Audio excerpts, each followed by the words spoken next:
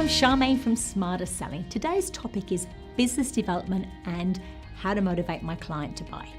So let's just take this back a few steps. Number one, you need to make sure that you've totally understood your client, what they need, what they want, what they desire, what their beliefs are. First of all, you need to make sure that your solution is actually the right solution and aligns totally with them.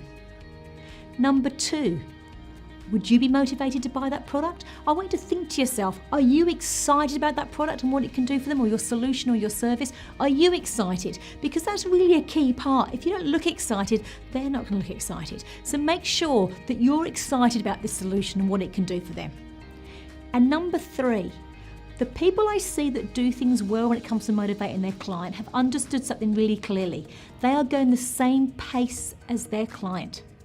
Now, what do I mean by that? So sometimes I'm with a rep and the rep thinks they're so eager and keen to move on that they've taken the client a few steps ahead of where the client actually is. The client could still be processing some information or considering whether this is right for them, and the rep's already a few steps ahead trying to get the next appointment or putting it in the showroom or discussing things that are a few steps ahead. Absolutely be masterful at observing and adapting your client and be at the same pace. Think of it like a surfer.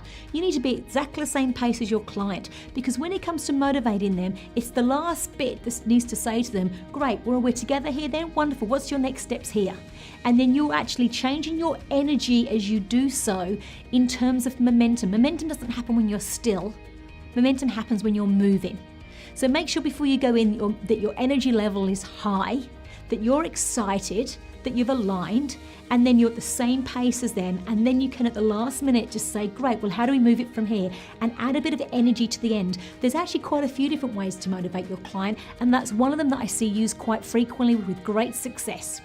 If you found this comment interesting, then do comment below. If you think a colleague would find it useful, then share. And if you want more tips on how to motivate your client to buy, then subscribe below. This is Charmaine from Smarter Selling. Until next time.